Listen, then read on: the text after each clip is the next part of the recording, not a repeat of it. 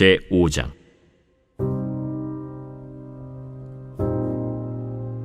제3일에 에스더가 왕후의 예복을 입고 왕궁 안뜰 곧 어전 맞은편에 서니 왕이 어전에서 전문을 대하여 왕좌에 앉았다가 왕후 에스더가 뜰에 선 것을 본즉 매우 사랑스러우므로 손에 잡았던 금규를 그에게 내미니 에스더가 가까이 가서 금규 끝을 만진지라. 왕이 이르되, 왕후 에스더여, 그대의 소원이 무엇이며 요구가 무엇이냐? 나라의 절반이라도 그대에게 주겠노라. 오늘 내가 왕을 위하여 잔치를 베풀었사오니 왕이 좋게 여기시거든 하만과 함께 오소서. 에스더가 말한 대로 하도록 하만을 급히 부르라 하고 이에 왕이 하만과 함께 에스더가 베푼 잔치에 가니라. 잔치의 술을 마실 때 왕이 에스더에게 이르되, 그대의 소청이 무엇이뇨? 곧 허락하겠노라. 그대의 요구가 무엇이뇨? 나라의 절반이라 할지라도 시행하겠노라. 나의 소청, 나의 요구가 이러하니이다. 내가 만일 왕의 목전에서 은혜를 입었고 왕이 내 소청을 허락하시며 내 요구를 시행하시기를 좋게 여기시면 내가 왕과 하만을 위하여 베푸는 잔치에 또 오소서. 내일은 왕의 말씀대로 하리이다. 그날 하만이 마음이 기뻐 즐거이 나오더니 모르드게가 대궐문에 있어 일어나지도 아니하고 몸을 움직이지도 아니하는 것을 보고 매우 노하나 참고 집에 돌아와서 사람을 보내어 그의 친구들과 그의 아내 세레스를 청하여 자기의 큰 영광과 자녀가 많은 것과 왕이 자기를 들어 왕의 모든 지방관이나 신하들보다 높인 것을 다 말하고 또 하만이 이르되, 왕후 에스더가 그 베푼 잔치에 왕과 함께 오기를 허락받은 자는 나밖에 없었고 내일도 왕과 함께 청함을 받았느니라. 그러나 유다 사람 모르드게가 대궐문에 앉은 것을 보는 동안에는 이 모든 일이 만족하지 아니하도다. 그의 아내 세레스와 모든 친구들이 이르되, 높이가 50규빗 되는 나무를 세우고 내일 왕에게 모르드게를 그 나무에 매달기를 구하고 왕과 함께 즐거이 잔치에 가소서 하니 하만이 그 말을 좋게 여기고 명령하여 나무를 세우니라. 제3일에라는 시간은 에스더와 유대인들이 합심하여 금식 기도한 지 3일이 지난 시간을 의미합니다. 금식과 기도로 영적인 준비를 마친 에스더는 이제 행동에 나서고자 왕후의 예복을 차려 입습니다. 이 복장은 왕으로 하여금 왕후의 신분을 상기시키고 공식적인 방문임을 드러내며 화려함과 미를 돋보이게 하여 왕이 그녀를 무시할 수 없도록 관심을 집중시킵니다. 이전에는 와스디가 왕의 부름을 거절했다가 목숨을 거는 위험을 당했는데 지금 에스더는 왕이 부르지도 않았는데 나아감으로 목숨을 걸고 있습니다. 그녀는 왕궁 안뜰 곧 어전 맞은편에 서 있게 됩니다. 그녀는 지금 홀로 서 있으나 그 뒤에는 많은 유대인들의 금식과 기도의 후원을 받고 서 있는 것이었습니다.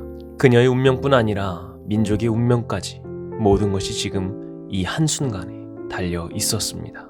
그런데 뜻밖에도 왕의 마음이 움직입니다. 에스더가 뜰에 서 있는 것을 본 왕은 그녀를 매우 사랑스럽게 여기게 됩니다. 즉 에스더의 노력이 왕의 호의를 얻는 데 도움이 된 것입니다. 왕은 권위의 상징이자 뜻을 나타내는 금규를 내밀었고 에스더는 그 끝을 만짐으로 왕 앞에 허락 없이 나온 것이 허용되었습니다. 왕은 나라의 절반이라도 주겠다는 마음으로 그녀에게 호의를 베풀고자 합니다. 에스더는 서두르지 않고 무리한 요구 대신 자신의 계획을 차근차근 진행해 나갑니다. 그녀가 준비한 잔치에 하만과 함께 참석해 달라는 것이었습니다. 왕의 식사 자리에는 주로 직계가족이 아니면 참석할 수 없었기 때문에 이러한 자리는 하만으로서는 대단한 영광이 아닐 수 없습니다. 여기에서 흥미로운 점은 에스더가 왕에게 하만과 함께 오소서라고 말할 때 사용된 4개의 히브리어 단어의 첫 자가 YHWH인데 이것을 합치면 야훼를 나타내는 단어가 됩니다. 이를 통해 학자들은 비록 에스더서에 하나님의 이름이 나오지는 않지만 이렇게 단어들 속에 숨겨진 코드를 통해서도 하나님의 일하심이 숨겨져 있다고 보기도 합니다. 왕은 에스더의 요청대로 하만을 급히 부르라고 명령합니다. 그리고 에스더는 한 번 더 요청을 하는데 왕과 하만을 위해 베푸는 두 번째 잔치에 또 와달라는 것이었습니다. 1장과 비교해보면 두 번째 잔치 때 와스디 사건이 일어난 것처럼 이번에도 두 번째 잔치 때 무엇인가 사건이 일어날 것을 예측해 볼 수 있습니다.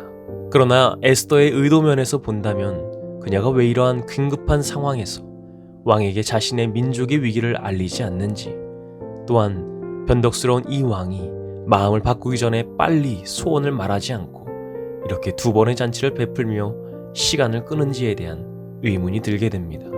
이 모든 일을 성공시키기 위해서는 몇 가지 고려하며 풀어야 할 난제가 있기에 에스더는 의도적이고 전략적으로 지혜를 내어야 했습니다.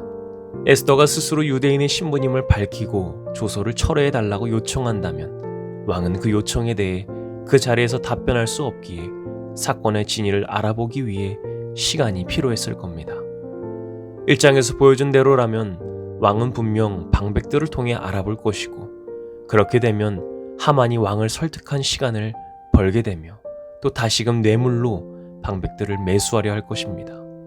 그러면 왕은 할 수 없이 그들의 의견에 휩쓸리게 될 것입니다. 또 한 가지 이유는 와스디가 그렇게 간단한 사건 하나로 폐회될 수 있다면 자신도 언제든지 쉽게 폐위될 수 있다는 것을 에스더는 염두에 두어야 했습니다. 그렇기에 하만이 손을 못 쓰도록 그를 단번에 궁지에 몰아넣어야 합니다. 그러기 위해 두 번의 잔치를 베풀며 왕이 두 번씩이나 그녀에게 소원을 들어주겠다는 약속을 하게 만든 것입니다. 왕으로서도 체면상 그녀의 소원을 거절할 수 없게 되고, 동시에 하만도 함께 초대하여 삼자대면으로 정면 돌파하며 이를 확실하게 처리하고자 계획을 세운 것입니다. 왕은 지금 에스더의 요청이 무엇인지에 대한 궁금함도 절정에 달해 있습니다. 반면 두 번에 걸친 잔치 초대는 하만의 자만심을 잔뜩 부풀리고 그녀에 대한 경계심을 푸는 역할도 합니다.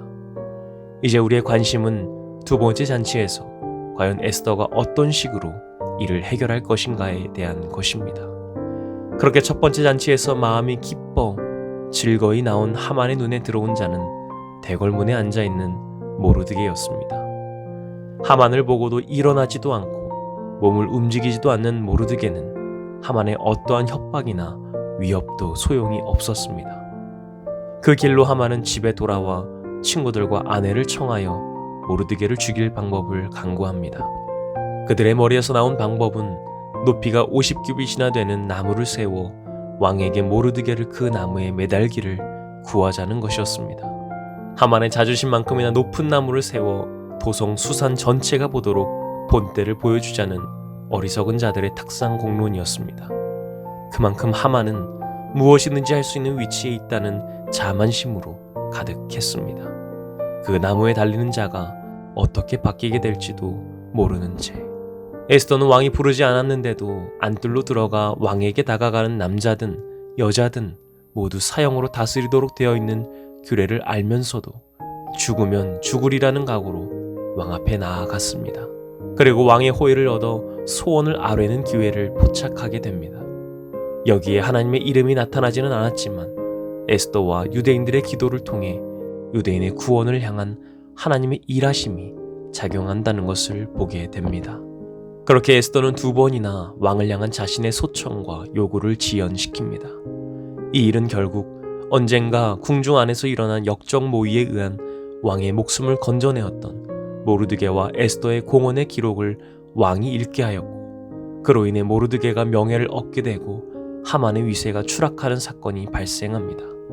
그 다음 세 번째 만남에서 이제는 자신의 소청을 제시해도 될 수 있는 여건이 마련됨을 확인하고 하만을 원수로 고발합니다.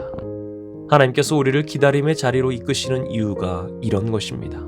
하나님의 때와 일하심은 분명하기에 그 일에 쓰임받는 하나님의 자녀를 당신의 그릇으로 만드시는 섭리가 있는 것입니다.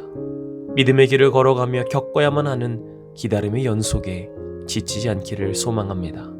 인내가 소망이 될 수 있는 이유이신 예수 그리스도를 신뢰함으로 인내를 소망으로 바뀌어지기를 기대하며 오늘도 주님의 전으로 한 걸음 내딛는 우리가 되기를 주님의 이름으로 간절히 축원합니다.